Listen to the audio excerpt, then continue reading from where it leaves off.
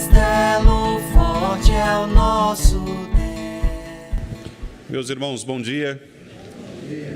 Nós cumprimentamos os irmãos com a graça do Senhor, bem como também aqueles que nos acompanham pela transmissão.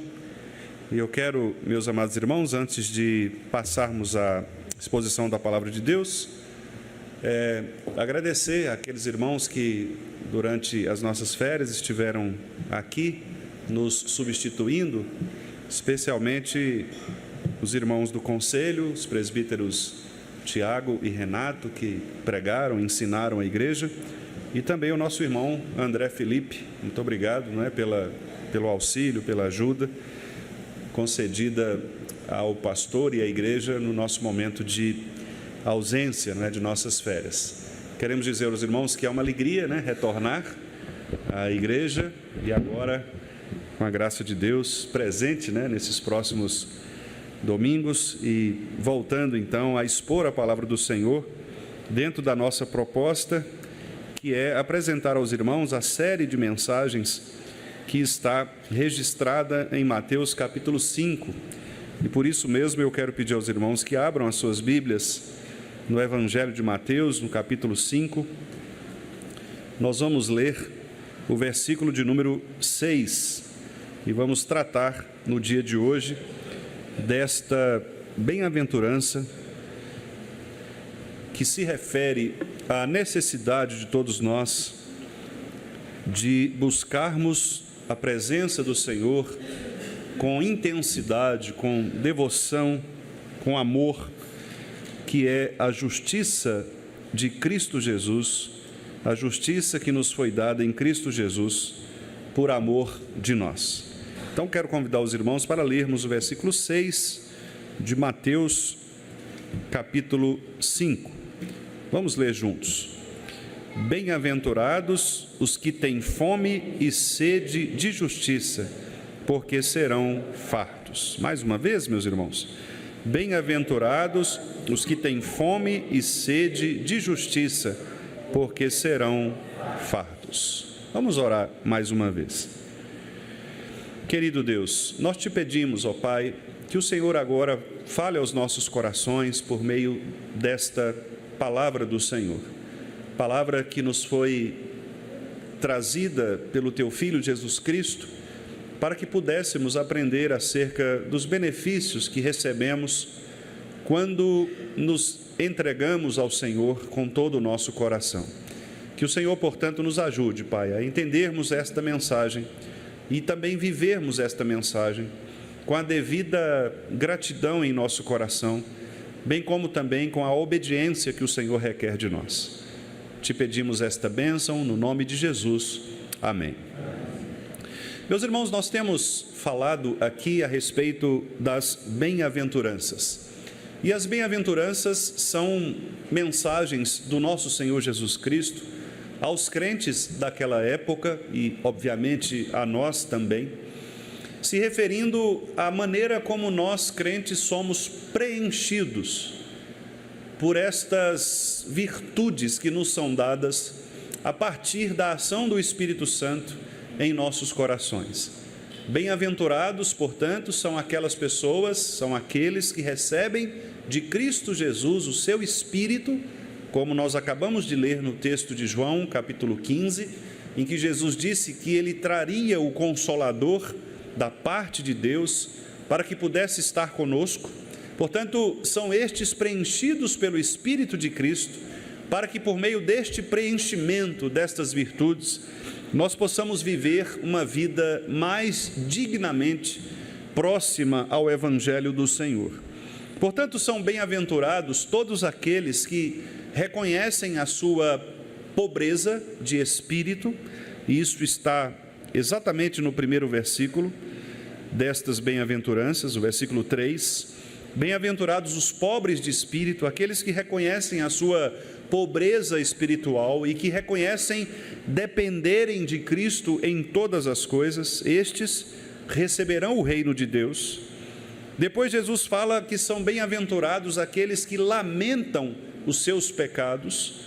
Portanto, se nós reconhecemos que somos pobres ou miseráveis espiritualmente, Consequentemente, nós devemos chorar pelos nossos pecados, porque são os nossos pecados que causam separação entre nós e Deus. Portanto, são bem-aventurados estes que choram, que lamentam os seus pecados, a sua agressão, a sua ofensa em relação a Deus.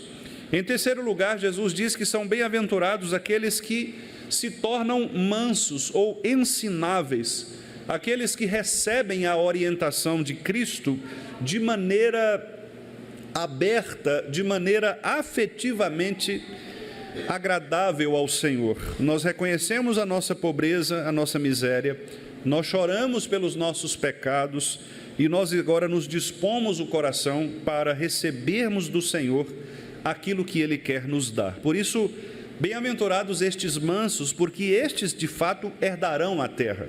Aqueles que não levantam as suas próprias justiças, aqueles que não trazem diante do Senhor os seus próprios méritos, que não lutam com as suas próprias forças, estes herdarão o reino de Deus. Estes serão chamados para serem filhos de Deus e para pertencerem a esta igreja. Portanto, até agora nós vimos três aspectos ou três virtudes destes que são chamados por Cristo para fazerem parte do seu reinado. Estes que são verdadeiros discípulos, eles reconhecem a sua miséria, eles choram pelos seus pecados e eles dispõem os seus corações a serem ensinados pela palavra.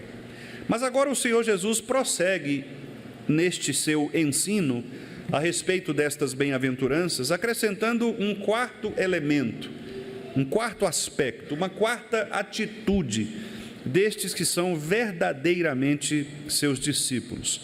Ele nos diz aqui no versículo 6, que nós lemos, que também são bem-aventurados aqueles que têm fome e sede de justiça, porque estas pessoas serão fartas. Eu não sei quantos irmãos aqui já tiveram a experiência de sentir fome e sede ao extremo. Muito provavelmente, nenhum de nós aqui sentiu a fome extrema. Sentimos uma fome razoável, aquela fome que talvez nos dá por ficarmos algumas horas, talvez até um dia inteiro, sem comer algo ou sem beber, mas dificilmente nós aqui tenhamos experimentado a fome extrema. Eu tenho aqui, por exemplo, um relato de alguns sobreviventes do Holocausto, que foi aquele momento terrível da história humana em que os judeus foram massacrados pelos alemães ou pelo regime nazista de Hitler. E neste relato, que é pequeno, mas que nos ajuda a entender um pouco do que era isto, o texto nos diz aqui que muitas pessoas que passaram pelos campos de concentração relataram em alguns momentos da sua vida experiências de fome extrema. Há inclusive um psiquiatra bastante conhecido, famoso do campo da psicologia, chamado Viktor Frankl, e ele relata alguns momentos em que ele precisava negociar um pedaço de comida, um pedaço de pão. Ele diz que em alguns momentos ele ficava 3, 4, 5 dias sem comer nada, e muitos ali negociavam, às vezes, objetos pequenos que eles ainda tinham, que não lhes havia sido tirado, por um pedaço de pão, um simples pedaço de pão, ou talvez uma porção de sopa, uma sopa que, segundo o Viktor Frankl, era uma sopa bastante rala, na verdade quase que água somente, com algum tipo de tempero mínimo ali. E nesses relatos, então, há, entre aspas, o seguinte: eu sonhava com um pedaço de pão, um simples pedaço de pão. Quando finalmente conseguia um pedaço de pão, cada migalha deste pão se tornava para mim como que um presente sagrado.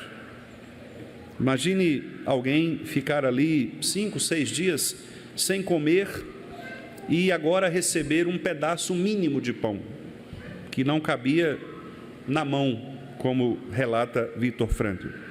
Também algumas vítimas da grande fome na China, nos anos de 59 e 61, ali as pessoas relataram que muitas delas começavam a perceber estas ausências de alimento, e os relatos mostram que pessoas faziam longas filas em busca de comida, e às vezes o desespero crescia de tal maneira que aquelas pessoas às vezes pegavam restos de arroz nas tigelas, arroz que já estava perdido, às vezes até apodrecido, mas elas tentavam retirar destes pedaços apodrecidos algum tipo de alimento, algum tipo de resto ali que pudesse trazer à boca e pudesse saciar esta fome.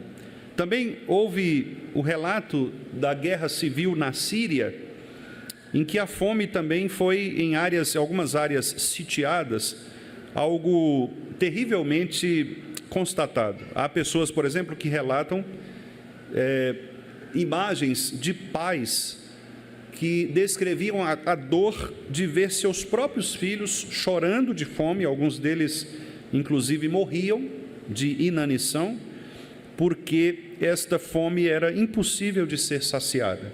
Alguns relatam que esta sensação de impotência causava uma espécie de dor física, e por isso alguns filósofos dizem que a fome de fato dói, e esta dor é uma dor física. Há um relato, por exemplo, de africanos na Etiópia, dizendo o seguinte, entre aspas, uma mãe relatando a fome e vendo como que isto afetou o seu corpo e a sua mente. Ela disse assim: eu via a vida saindo dos olhos dos meus filhos. A fome não apenas tirou o alimento de cada um de nós, mas também tirou o nosso futuro. Cada dia que se passava era uma luta para encontrar um simples punhado de grão, mesmo que isso fosse apenas um simples punhado de grãos. Então, meus amados irmãos, estes relatos, que de fato são comoventes e nos chocam, porque, como eu disse, talvez poucos de nós tenhamos experimentado uma fome deste nível, uma fome extrema, mas isso mostra que a fome é de fato algo que não apenas traz consequências físicas, mas também consequências psicológicas, psíquicas e, naturalmente, espirituais. Pessoas que perdem a sua esperança, porque elas não têm o que comer e sabem que a morte está logo ali. Mas, meus irmãos, este cenário que eu estou apresentando a vocês não era um cenário muito diferente daquele cenário dos dias de Jesus. Vocês se lembram, por exemplo, que nas narrativas dos grandes milagres de Jesus, por 2 vezes nós vemos ali Jesus multiplicando alimentos, pães e peixes. E Jesus percebia que aquela multidão estava de fato faminta, não apenas fisicamente, mas espiritualmente, como ovelhas que não têm pastor. Mas antes disto também, antes desta época de Jesus Cristo, nós também já víamos no Antigo Testamento situações terríveis, especialmente quando muitas das nações eram levadas como prisioneiras ou cativas. Nós temos o exemplo, no caso, da viúva que acolheu Elias, naquela história famosa, que aquela viúva não tinha o que comer, e ali ela tinha apenas o suficiente para si, e nós nos lembramos daquele milagre que foi realizado por Deus, utilizando o profeta Elias, que naquele bolo de farinha também providenciou ali o alimento. Nós temos relatos no Antigo Testamento, por meio de alguns profetas, como Miqueias, por exemplo, que nos diz que em alguns casos as mães matavam os seus próprios filhos para comer dos seus próprios filhos por causa da fome. Crianças eram mortas para serem alimento. Os próprios algozes destas nações escravizadas, elas também faziam esse tipo de atrocidade. Bom, o que nós estamos querendo dizer é que a fome sempre foi algo presente no mundo por causa do pecado. Mas a fome, ao mesmo tempo que ela representa esta consequência do pecado no aspecto físico, a ausência do alimento, porque a palavra diz, a partir da maldição que Deus deu a Adão por causa do pecado, que ele deveria, com o suor do seu rosto, conquistar o seu pão, e é por isso que o alimento ele é conquistado com esforço, é por isso que nós precisamos lutar para ter o que comer, e é por isso que muitas pessoas no mundo não têm o que comer, porque muitas delas não têm a possibilidade de extraírem da sua própria terra, da sua própria nação, da sua economia, o alimento necessário, em razão daquilo que nós já conhecemos, de toda a injustiça e etc. O fato é que a fome, ela assola a humanidade, não apenas do ponto de vista físico, mas, sobretudo, do ponto de vista espiritual. E é desta fome que Jesus Cristo está falando. Jesus usa algo bastante conhecido deles, que era a fome física, para agora se referir à fome espiritual. Aquelas pessoas sabiam o que era ter fome. Como eu disse, o próprio Jesus fez ali milagres de multiplicação de alimentos. Aquelas pessoas sabiam o que era sofrer a fome, sentir no seu próprio corpo, no seu estômago, aquele vazio de não ter o que comer. Muitas delas eram pobres, eram viúvas abandonadas, eram órfãos. Jesus estava falando para uma população carente. Jesus estava falando para uma população que era marginalizada. Portanto, essas pessoas sabiam muito bem o que era sentir fome. Mas agora Jesus quer tomar esta experiência física para vinculá-la, conectá-la a uma experiência espiritual. E quando Jesus então diz que são bem-aventurados aqueles que sofrem fome, aquelas pessoas talvez poderiam pensar, mas como assim? Uma fome, algo que é ruim, algo que nós sentimos como dor, pode se tornar em algo positivo, pode se tornar numa bênção, pode se tornar numa virtude. E é por isso então que Jesus acrescenta aqui este complemento, que é a expressão de justiça, fome de justiça. E o que significa a fome de justiça? Talvez nós pudéssemos inicialmente imaginar uma justiça social, uma justiça política. Aliás, alguns intérpretes, inclusive, tomam este versículo como sendo um versículo que aponta para um tipo de luta social de Jesus Cristo. Alguns imaginam, por exemplo, aqueles que são adeptos da teologia da libertação, que ficou muito conhecida no Brasil por meio do movimento católico da CNBB, da Confederação dos Bispos do Brasil, que tem este viés político progressista. Alguns deles admitiam que esta justiça é uma luta para que as pessoas não passem por desigualdades sociais. Os crentes, então, deveriam ter esta fome por uma justiça social. Isso foi anunciado tanto pelos teólogos católicos da libertação, como Leonardo Boff e outros, como também pelos adeptos da missão integral, que, em certa medida, associaram-se a alguns evangélicos para também pregar um tipo de igreja que participe de ação social. Contudo, meus irmãos, não é disso que o texto está falando. Embora não seja pecado que nós devamos lutar para que as pessoas tenham, de fato, acesso aos alimentos e não sejam discriminadas, de fato, isto também faz parte do papel da igreja, mas este não é o foco do nosso Senhor Jesus Cristo aqui. Esta justiça de que Jesus está falando não é a justiça social, não é a justiça distributiva, não é a justiça de renda, mas é uma justiça espiritual, uma justiça pela fé. É uma justiça do ponto de vista da necessidade que nós, seres humanos, temos de ter a nossa dívida paga diante de Deus. Portanto, é o que nós chamamos na nossa teologia de doutrina da justificação pela fé somente. Jesus está dizendo que, do mesmo modo como a fome física, ela atinge as pessoas a ponto de fazê-las tomar decisões muitas vezes drásticas para alcançar o alimento, assim também são bem-aventurados aqueles que reconhecem a sua miséria, que reconhecem a sua podridão, que reconhecem a sua falência espiritual e que também desejam com todas as suas forças, desejam com todos os seus recursos, ainda que mínimos, buscarem esta satisfação na pessoa de Jesus Cristo, nosso Senhor. Portanto, serão fartos não aqueles que se alimentam de alimento físico, mas serão fartos aqueles que se alimentam da justiça da fé em Cristo Jesus. E esta justiça da fé, ela nos é ensinada na palavra do Senhor. Essa justiça nos é ensinada a partir do momento em que nós somos informados em vários textos da palavra de Deus, como aliás o texto que nós lemos aqui em João capítulo 15, quando o próprio Senhor Jesus Cristo diz que sem Ele nós nada poderíamos fazer, porque de fato não há suficiência para o crente que não seja em Cristo Jesus. Mas nós também somos informados pelo apóstolo Paulo de que esta justiça é que nos faz próximos do Senhor. Repare, por exemplo, o que diz Paulo em Romanos, no capítulo 5. Se os irmãos quiserem abrir para acompanhar a leitura, todo o capítulo é um capítulo que trata desta doutrina da justificação. Nós não faremos aqui neste momento a leitura de todo o capítulo. Eu até convido os irmãos que façam essa leitura em casa para conectarem com esta mensagem. Mas observem, por exemplo, o que Paulo diz aqui nos primeiros versículos de Romanos capítulo 5. Ele diz: justificados, pois.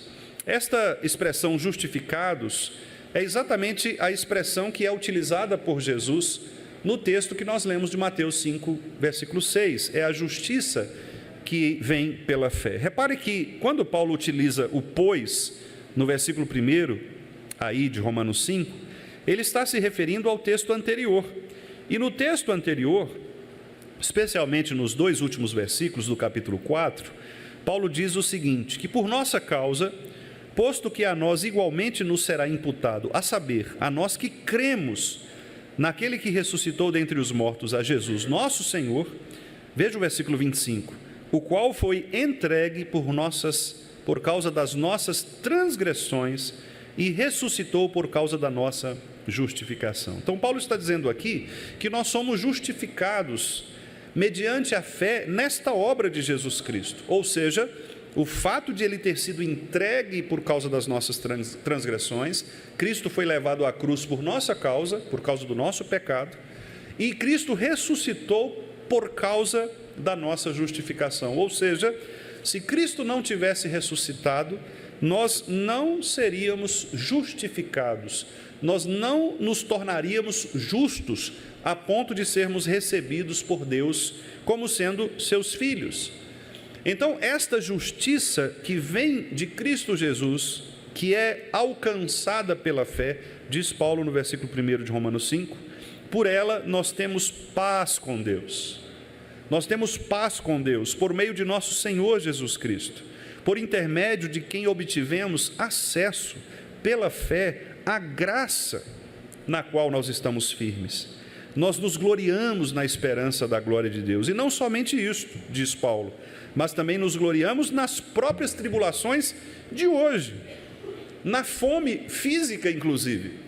O que daria àquelas pessoas pobres a alegria espiritual de suportarem as tribulações, como, por exemplo, as tribulações da fome física?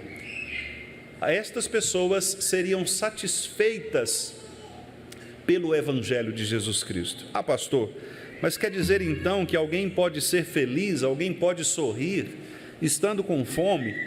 O senhor está querendo dizer que só o fato de a pessoa ser salva, ela vai sentir fome e ao mesmo tempo estar sorrindo?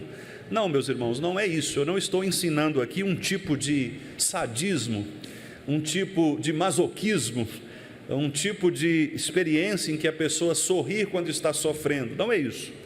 Nós podemos chorar quando estamos sofrendo. Não é pecado dizer para Deus: Senhor, eu estou sofrendo. Não é pecado dizer para Deus que nós estamos doloridos, que nós estamos ofendidos. Não, esta experiência da relação com Deus, ela existe nas Escrituras. Basta nós lermos, por exemplo, os Salmos, em que nós veremos muitas das expressões dos salmistas apresentando a Deus as suas falências, as suas dificuldades, as suas angústias. Não é pecado dizer para Deus que está doendo.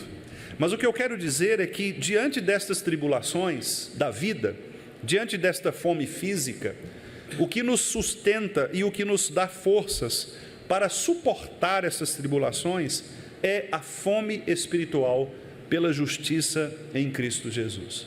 Repare que Jesus está dizendo, no final do versículo 6, que estas pessoas são bem-aventuradas porque elas serão fartas. Fartas de quê? Será que elas receberão a comida, o alimento físico? Não necessariamente.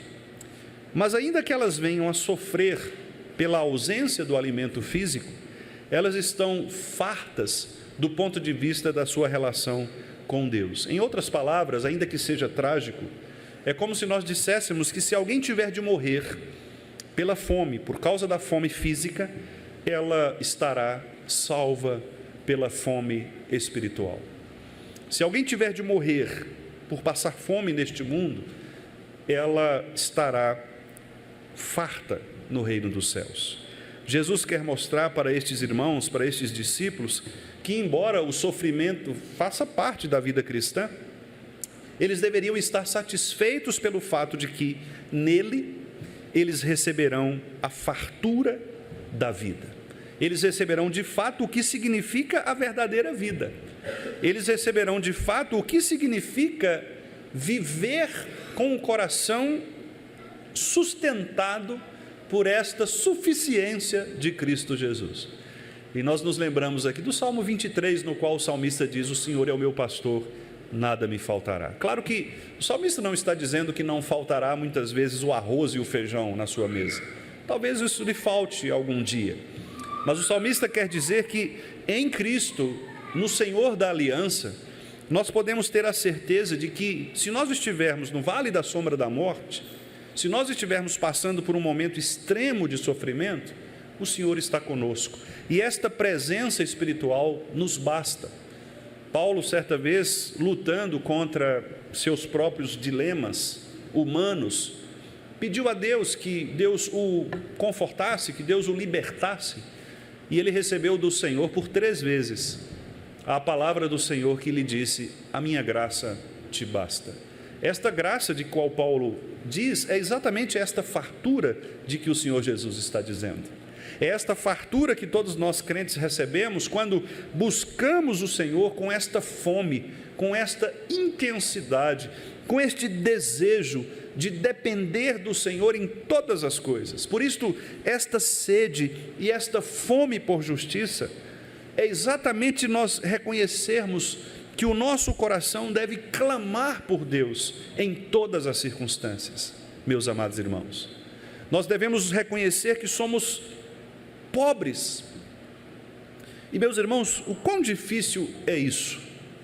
Ontem, na nossa reunião do conselho, nós meditamos num texto da palavra de Deus, por meio do nosso irmão presbítero Edson, em que Jesus ensinou aos seus discípulos que o processo ou o caminho do discipulado genuíno e verdadeiro é exatamente nós aprendermos a ser humildes. E ali naquele texto que foi lido, Jesus ensinou pela sua própria experiência. Ele tira a sua túnica, sua roupa, sua capa, na qual ele estava vestido, se torna igual àquelas pessoas, aos seus discípulos que estavam ali com ele, e lava os pés dos discípulos. E ao fazer isso, Jesus disse: olha, se eu, sendo quem eu sou, vocês dizem que eu sou o Messias, e eu sou mesmo, disse Jesus. Por isso, sendo eu quem sou, se eu fui capaz de lavar os pés, vocês também, como meus discípulos, devem lavar os pés uns dos outros. E ali Jesus ensinou a humildade. E é esta humildade que também ele está ensinando aqui. Desde o início, ele está dizendo que nós temos que ser humildes de espírito, não acharmos que as nossas obras são suficientes para nos fazer mais espirituais do que outras pessoas, porque não é isto que vai nos levar para o céu. Ele está dizendo que nós temos que ser humildes, chorar pelos nossos pecados, porque se nós não reconhecermos a nossa miséria, nós não vamos herdar o reino dos céus, nós não seremos consolados. Se nós não abrirmos os nossos corações com humildade para sermos ensinados, nós não vamos herdar a terra. E agora ele diz em 4º lugar, que se nós não tivermos humildade suficiente para demonstrar a verdadeira fome por aquele que é a nossa justiça, que é Cristo, nós nunca seremos fartos. E, meus irmãos, é muito comum nós vermos, mesmo no mundo evangélico, pessoas que continuam dando murros em pontas de facas na sua vida cristã. Pessoas que ficam, como diz Paulo lá em Atos 17, tateando, tentando achar Cristo. Cristo está pertinho delas, mas elas não conseguem ver porque elas não o buscam com a verdadeira fome espiritual com a qual nós devemos buscar a justiça de Cristo. Elas se acham suficientes, elas se acham crentes, e este é um dos pecados que afetam os calvinistas, conforme o nosso irmão presbítero Solano Portela escreveu num dos seus livros, os pecados que afetam os calvinistas, o orgulho espiritual. Nós somos uma igreja que temos de fato uma teologia excelente, nós temos um ensino excelente, nós temos um modelo de culto litúrgico excelente, nós reformados, mas muitas vezes isso pode se tornar um pecado para nós, porque nós podemos nos apoiar nestas coisas e pensar que por estas coisas nós somos melhores do que os nossos irmãos que não praticam esta mesma teologia que nós praticamos, que não praticam este mesmo culto que nós praticamos, e nós nos achamos suficientes. Nós somos o povo de Deus, eles são os outros. Jesus está dizendo aqui que os discípulos não deveriam pensar desta maneira, porque a verdadeira justiça não estava neles, mas estava no próprio Cristo Jesus, o Senhor. De modo que nós devemos lutar contra este orgulho espiritual, e nós devemos nos colocar sempre, irmãos, como reféns de nós mesmos, porque nós somos prisioneiros de nós mesmos. Muitas vezes nós não crescemos espiritualmente por causa de nós mesmos, porque nós nos achamos suficientes, e aquele que se acha cheio, não há mais espaço para que seja preenchido. Por isso nós devemos sempre nos tornar humildes, de espírito, humildes verdadeiramente de espírito, e é assim que Jesus começa estas bem-aventuranças, porque repare, a humildade norteia todo o restante das suas bem-aventuranças. E para ter fome e sede de justiça, para reconhecer que eu preciso ser enchido por Cristo e por o seu Espírito, eu preciso reconhecer que eu ainda tenho muito para ser preenchido. Se eu achar que as minhas obras, que o meu mérito, se eu achar que as minhas atividades religiosas já são suficientes para que eu vá para o céu, por exemplo, para que eu seja considerado um crente exemplar, ora, não há mais por que ser preenchido por nada. Mas aqueles que são fartos de verdade são os que buscam a justiça de Cristo. Daí, por exemplo, tantos textos de advertência aos crentes, tantos textos que nos dizem, olha, cuidado, pensem se de fato você é crente, pense se você de fato está na fé, olha, veja que você não seja enganado, enganoso é o coração mais do que todas as coisas. Nós temos vários textos na Bíblia que apontam para essa necessidade de nós sondarmos o nosso próprio coração. Sonda-me, ó Deus, o coração, vê se há em mim algum caminho mau. Por que há esses textos todos? E nós poderíamos dizer, bom, se nós somos eleitos, então não há por que preocupar, o eleito não vai perder a salvação. Mas é aí que mora o perigo, porque o eleito que pensa desta forma é aquele que pode ser mais sutilmente enganado pelo seu próprio coração. O que Deus mais quer é que nós duvidemos de nós mesmos, é que nós duvidemos do nosso próprio coração. E, portanto, a pergunta diária, eu sou mesmo salvo? É uma pergunta saudável, porque esta pergunta nos faz sempre pensar na justiça de Cristo, e é ela que nos leva a ter fome pela justiça de Cristo. Eu quero o Senhor, eu quero Jesus, eu quero depender de Ti, eu preciso de Ti. Sem o Senhor eu nada posso fazer, sem mim nada podeis fazer. Foi o texto que nós lemos aqui nesta manhã. Portanto, meus irmãos, nesta primeira mensagem introdutória a esta bem-aventurança, eu gostaria então de aplicar destas duas maneiras. Primeiramente, A verdadeira fome e sede de justiça tem a ver com a necessidade daquele coração que clama por Deus. O nosso coração deve clamar pelo Senhor, não pelos nossos recursos, não pela nossa boa teologia, não pelo nosso culto esteticamente bíblico, mas pelo próprio Cristo, nosso Senhor. Nós devemos desejar Cristo, o Senhor, como o Senhor dos nossos corações. Este é o primeiro ponto. E em segundo lugar, a fome e a sede de justiça implicam, como nós veremos inclusive na próxima bem-aventurança, que é a misericórdia, que nós devemos também nos humilhar diante de Deus e diante dos nossos irmãos. Porque aquele que tem fome e sede de justiça, ele é humilde. E ele não se coloca como superior aos outros, mas ele se sujeita ao outro no temor de Cristo.